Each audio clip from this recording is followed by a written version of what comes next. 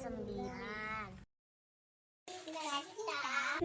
Cita-cita yang adalah Setia dan adil. Yang mengampuni segala dosa kita dan menyucikan kita dari segala kejahatan. Kita mengaku dosa kita, maka Ia adalah setia dan adil, sehingga Ia akan mengampuni segala dosa kita dan menyelamatkan kita dari segala kejahatan. Jika kita mengampuni dosa kita, maka Ia adalah setia dan adil, sehingga Ia akan mengampuni segala dosa kita dan menyucikan kita dari segala kejahatan. jika kita mengaku dosa kita, maka Ia adalah setia dan adil, sehingga Ia akan mengampuni segala dosa kita dan menyucikan kita dari segala kejahatan.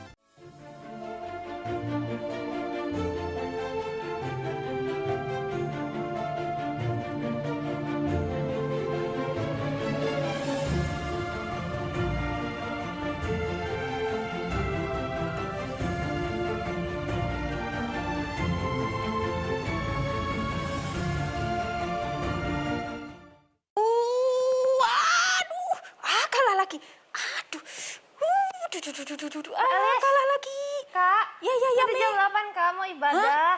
Hah? Jam Udah 8? jam 8 mau ibadah. Iya, jam 8. Aduh, Mei. Saking keasikan main games. Makasih ya, Mei, udah diingetin. Ya udah deh. Oke, Ya udah, oke, Kak. oke. Ya, yuk. Ya udah nggak apa-apa deh. Kita sapa adik-adik semua pakai lagu yang halo. Halo, halo. Oke, Mei. Oke.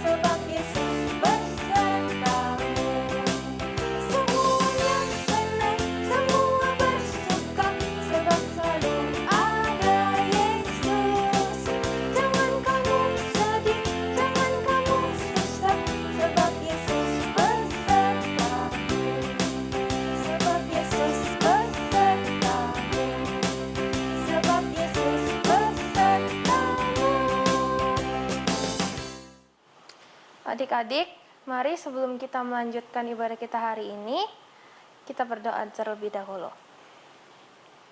Tuhan Yesus, terima kasih pagi hari ini kami masih dapat ibadah kembali ya Tuhan. Tuhan sertai kami dari awal ibadah sampai akhir hari ini ya Tuhan. Terima kasih. Dalam nama Tuhan Yesus kami sudah berdoa. Amin. Nah, adik-adik, kita akan melanjutkan pujian kita dengan menaikkan pujian tentang kebaikan Tuhan. Tuhan Yesus baik. Ada gerakannya loh, adik-adik jangan lupa ikutin gerakannya ya. Siap.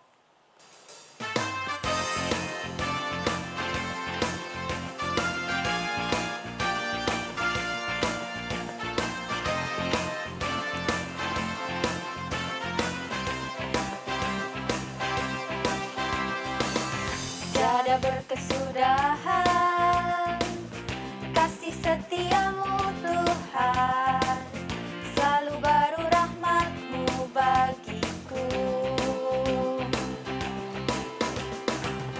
Hari berganti hari, tetap kulihat kasih-Mu, tak pernah berakhir di hidupku. Tuhan Yesus baik selamanya, sungguh amat baik selamanya, untuk selama-lamanya. Tuhan Yesus baik.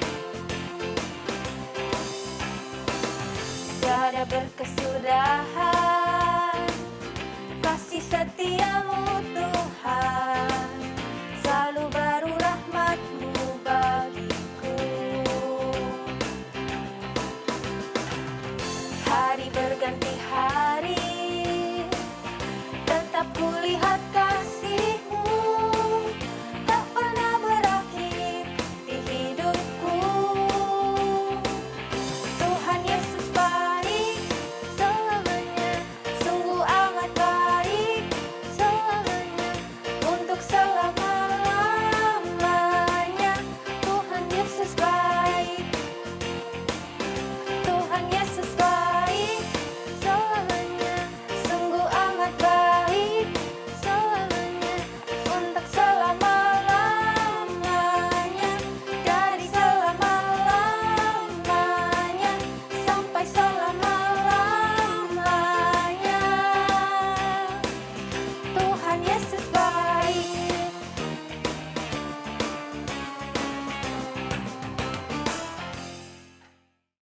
Adik-adik, sebelum kita mendengarkan firman Tuhan, mari kita menyanyikan lagu Firman Tuhan Ada di Hatiku.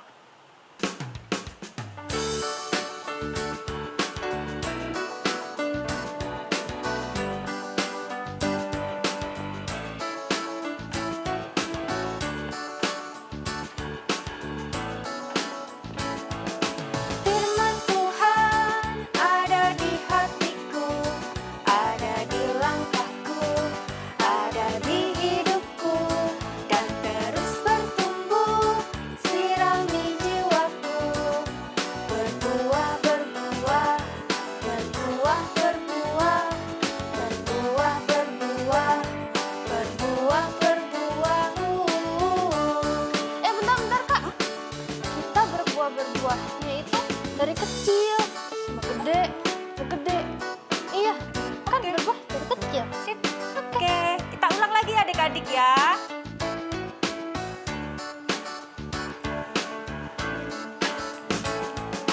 Firman Tuhan ada di hatiku, ada di langkahku, ada di hidupku, dan terus bertumbuh, sirami jiwaku, berbuah, berbuah, berbuah, berbuah, berbuah, berbuah, berbuah, berbuah.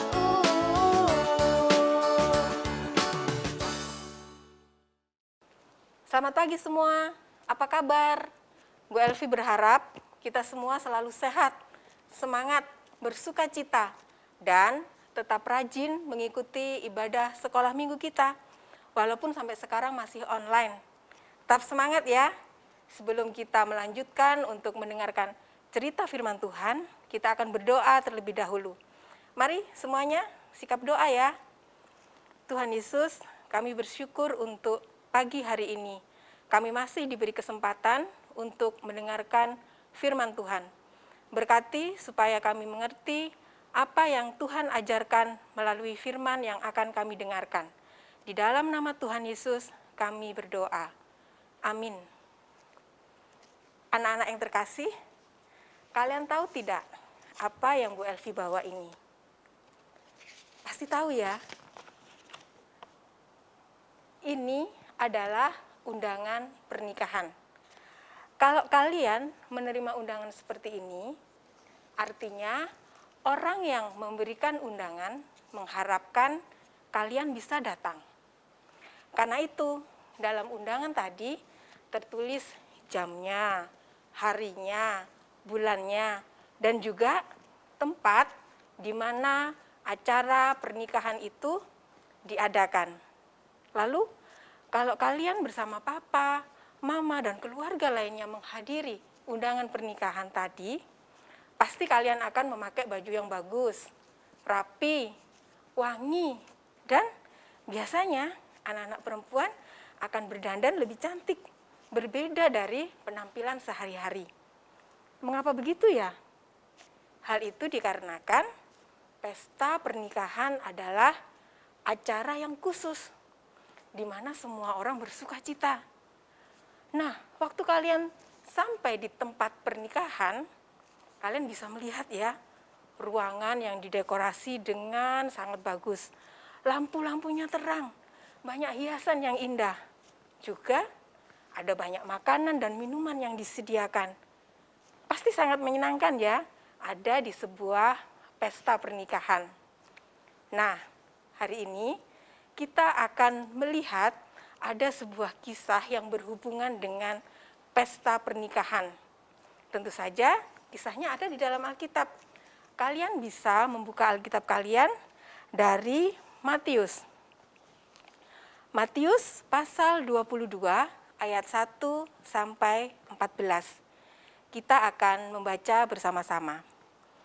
Perumpamaan tentang perjamuan kawin. Lalu Yesus berbicara pula dalam perumpamaan kepada mereka.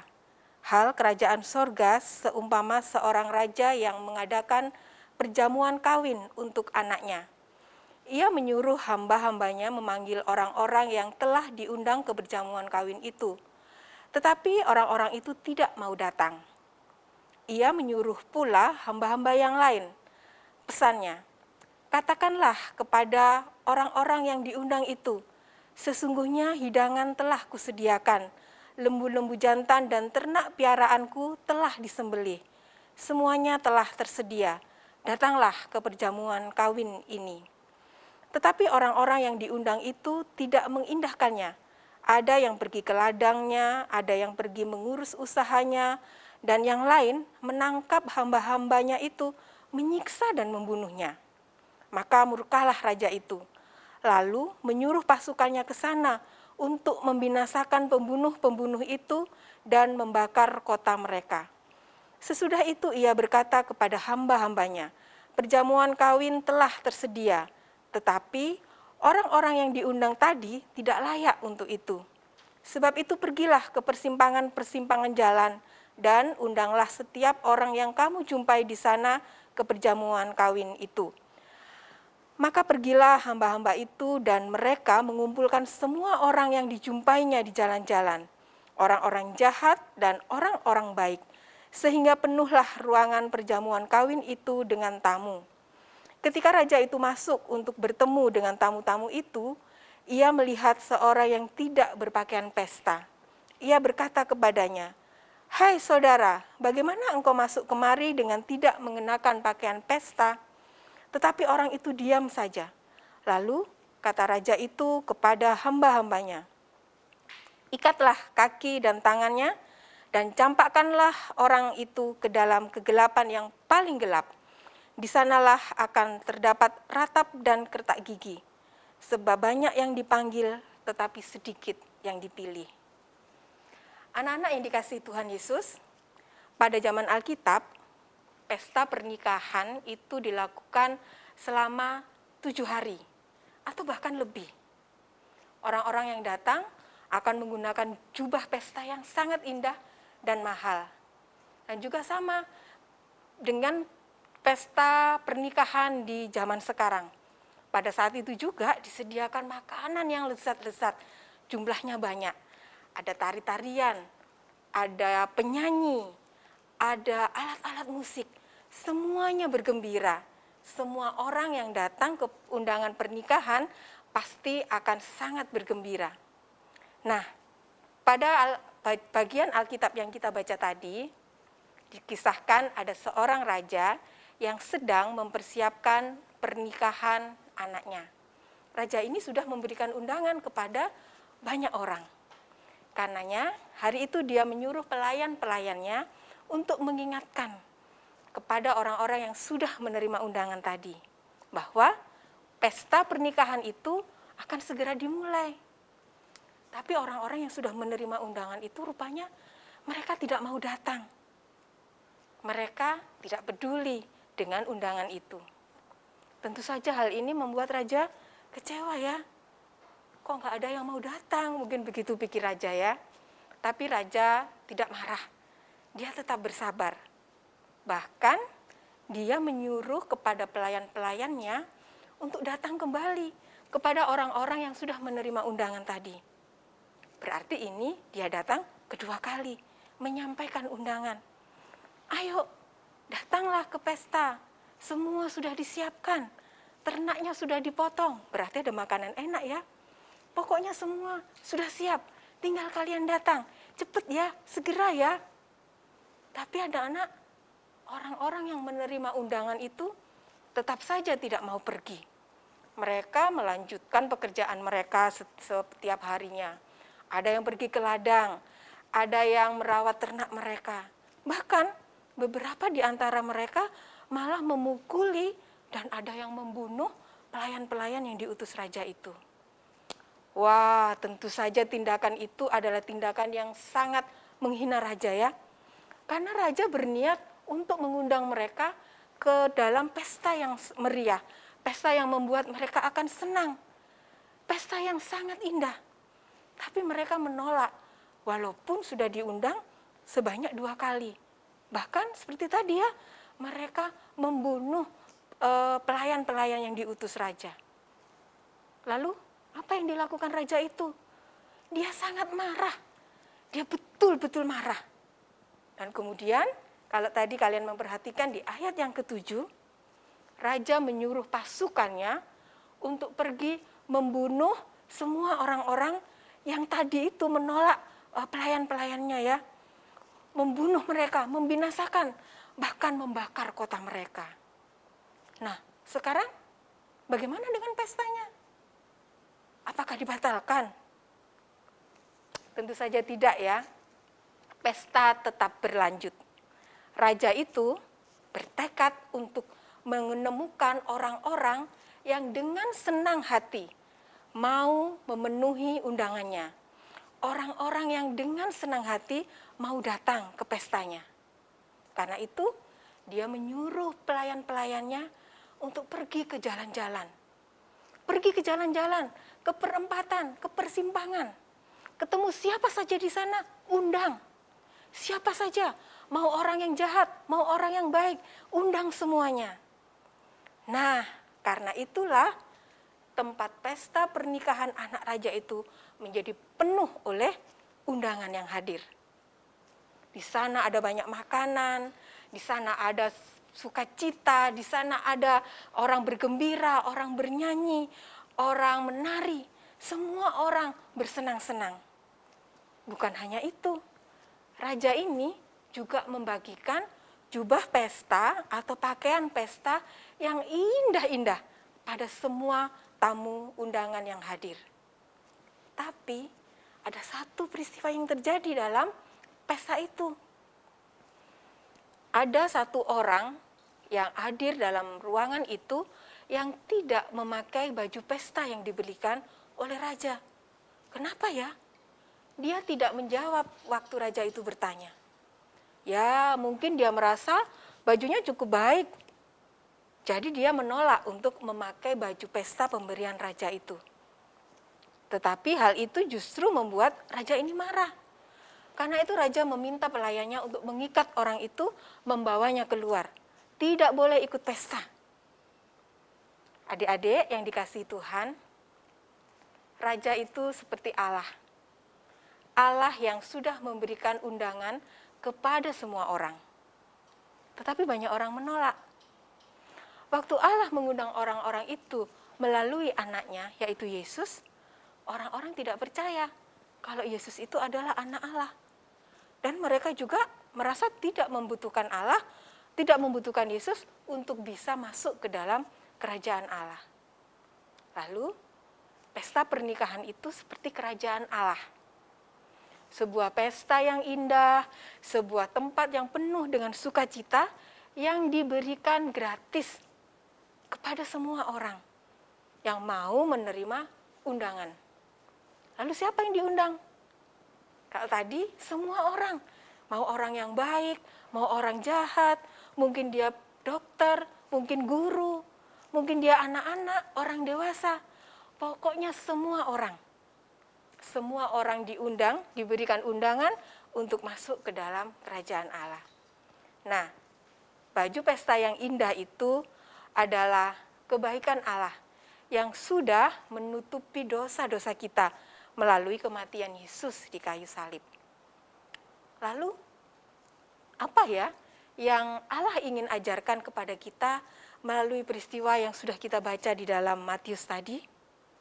Nah, perhatikan ya, setidaknya ada 3 hal yang ingin Tuhan ajarkan. Yang pertama, seperti halnya raja tadi, yang dia marah waktu orang-orang menolak undangannya, bahkan tidak mau memakai baju yang diberikannya, maka Allah juga akan memberikan hukuman kepada orang-orang yang tidak mau menerima kebaikan Tuhan. Allah akan menghukum orang-orang yang tidak percaya pada Yesus. Yang pertama ya. Kemudian yang kedua, Tuhan sudah menyatakan kebaikannya kepada kita dengan menebus dosa-dosa kita, menutupi dosa-dosa kita melalui kematian Yesus di kayu salib. Karena itu, kita harus terbuka di hadapan Tuhan. Kita harus mau mengakui dosa-dosa kita di hadapan Tuhan. Ingat ya, tidak ada yang tersembunyi bagi Tuhan. Dan yang ketiga, Allah mau mengajarkan kepada kita bahwa perbuatan baik kita tidak bisa membawa kita masuk ke dalam kerajaan Allah. Kita membutuhkan Yesus. Karena itu, kita harus percaya dan menerima Yesus sebagai Tuhan dan Juru Selamat kita. Begitu adik-adik, ingat ya, jangan kita menolak undangan Allah untuk masuk ke dalam kerajaannya. Tetap percaya kepada Tuhan Yesus, karena Allah sudah menyediakan keselamatan, Allah sudah menyediakan kerajaan Allah itu bagi kita melalui Yesus. Mari kita berdoa. Bapa di surga, kami kembali mengucap syukur untuk kesempatan yang Tuhan berikan. Kami sudah mendengarkan firman Tuhan dan kami sudah diingatkan supaya kami terus mau untuk percaya pada kebaikan Tuhan. Supaya kami tetap percaya kepada Tuhan Yesus. Karena kami mau masuk ke dalam kerajaan Allah. Terima kasih ya Tuhan, tolong setiap kami supaya kami boleh menceritakan juga kepada orang lain, supaya mereka boleh bersama-sama dengan kami masuk ke dalam kerajaan-Mu. Di dalam nama Tuhan Yesus, kami berdoa. Amin. Anak-anak, ayat hafalan kita minggu ini, kita baca dari Kisah Para Rasul 4, ayat 12. Kisah Para Rasul 4, ayat 12. Dan keselamatan tidak ada di dalam siapapun juga, selain di dalam Dia. Sebab di bawah kolong langit ini tidak ada nama lain yang diberikan kepada manusia yang olehnya kita dapat diselamatkan. Agak panjang ya, tapi pasti semua bisa. Kita mengulangnya sekali lagi ya. Kisah Para Rasul 4 ayat 12. Dan keselamatan tidak ada di dalam siapapun juga, selain di dalam Dia. Sebab di bawah kolong langit ini tidak ada nama lain yang diberikan kepada manusia yang olehnya kita dapat diselamatkan. Adik-adik, kita bersyukur sudah diberkati oleh firman Tuhan. Kiranya terus menjadi anak-anak yang setia kepada Tuhan dan terus bertumbuh ya. Nah, sebelum kita memberikan persembahan hari ini, kita mau menaikkan pujian "Bawa persembahanmu" sebagai ungkapan syukur kita kepada Tuhan.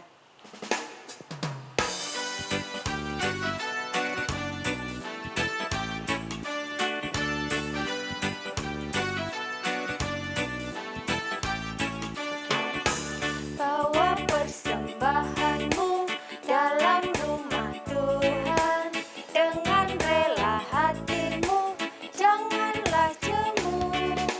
Bawa persembahanmu, bawa dengan suka. Bawa persembahanmu, tanda sukacitamu. Bawa persembahanmu, ucaplah syukur. Bawa persembahanmu dalam rumah Tuhan, dengan rela hatimu, janganlah jemu. Bawa persembahanmu, bawa dengan suka. Bawa persembahanmu, tanda sukacitamu. Bawa persembahanmu, ucaplah syukur. Bawa persembahanmu, tanda sukacitamu. Bawa persembahanmu, ucaplah syukur. Adik-adik, mari kita memberikan persembahan kita kepada Tuhan. Kita mau berdoa, tangan dilipat, mata ditutup, kita berdoa. Tuhan Yesus, kami bersyukur untuk kasih setia Tuhan dan berkat Tuhan yang selalu Tuhan berikan buat kami. Pada pagi hari ini kami juga boleh memberikan persembahan kepada Tuhan. Kiranya Tuhan juga memberkati persembahan ini menjadi sebuah persembahan yang menyenangkan hati Tuhan.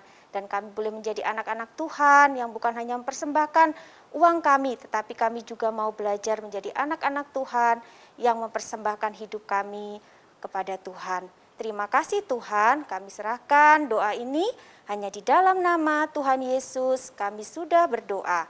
Amin. Kita sudah menghafalkan ayat hafalan minggu ini. Nah, sekarang kita akan bersama-sama membuat aktivitasnya. Apa ya aktivitas hari ini? Nah, kalian perhatikan ya, alat dan bahan yang perlu kalian siapkan. Adik-adik, ayo sediakan alat dan bahan untuk mengerjakan aktivitasnya. 1 lembar kertas tebal berukuran 20 x 20 cm, 3 lembar kertas lipat, penggaris, gunting, lem, 1 buah alat tulis, 1 buah alat mewarna. Langkah pertama, ambil kertas tebal terlebih dahulu, lipat menjadi 2, lipat kembali menjadi ukuran lebih kecil, sehingga membentuk kotak seperti ini. Buka lipatan, kemudian guntinglah salah satu bagian lipatan berbentuk kotak yang sudah terbentuk seperti pada contoh. Kemudian, lipat membentuk segitiga seperti ini. Setelah itu, buatlah bentuk melengkung seperti pada contoh. Nah, sekarang bentuknya mirip seperti es krim ya. Kemudian guntinglah. Adik-adik akan menemukan bentuk hati. Gunakanlah bentuk hati tersebut sebagai panduan untuk membuat bentuk hati pada kertas yang tebal dengan ukuran yang sama persis. Perhatikan contoh baik-baik ya.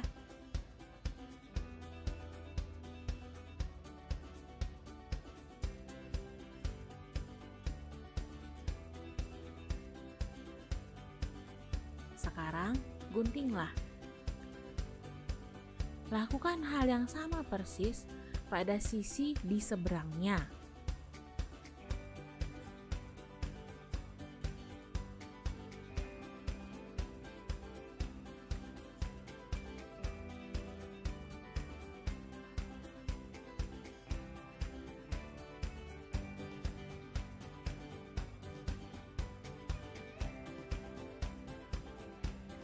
Setelah digunting, adik-adik akan menemukan dua bentuk hati yang berseberangan. Ikuti cara kakak untuk melipatnya ya. Setelah dilipat ke bagian dalam, lipat lagi separuh bentuk hati ke bagian luar. Lakukan di kedua sisi.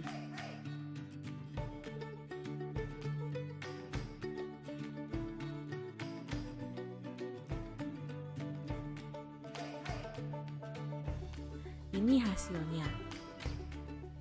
Ambil salah satu kertas lipat, gunting menjadi ukuran 9 x 9 cm, lipat menjadi bentuk segitiga seperti ini.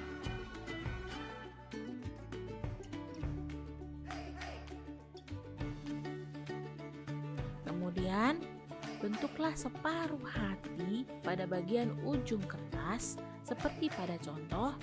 Kemudian, guntinglah.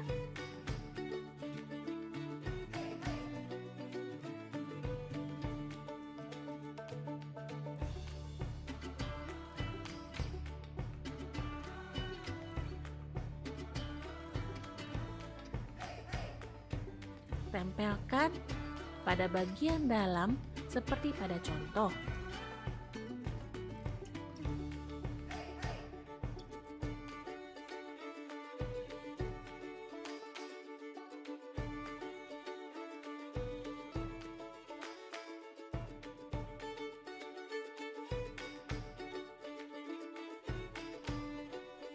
Ambil kertas lipat berwarna lain, gunting membentuk hati dengan ukuran yang lebih kecil dari bentuk hati yang Kak Nana tunjuk.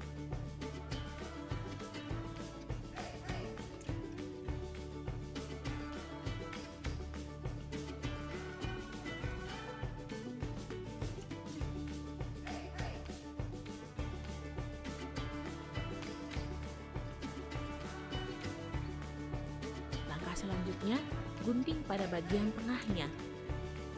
Kemudian, tempel persis seperti pada contoh.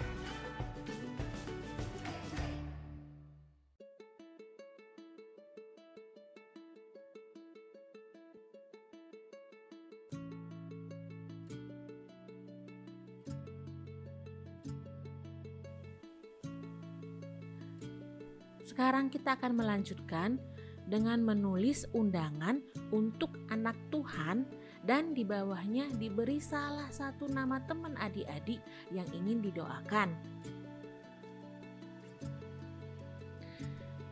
Hias pinggirnya menggunakan alat warna, membentuk hati seperti ini agar terlihat cantik.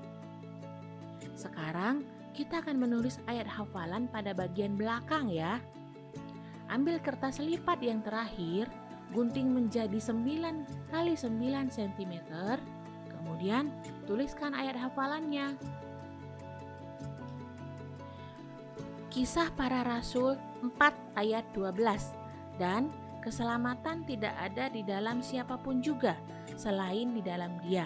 Sebab di bawah kolong langit ini tidak ada nama lain yang diberikan kepada manusia yang olehnya kita dapat diselamatkan. Undangan berbentuk hati sudah kita selesaikan dengan kasih. Jangan lupa ya, doakan nama temannya yang sudah ditulis.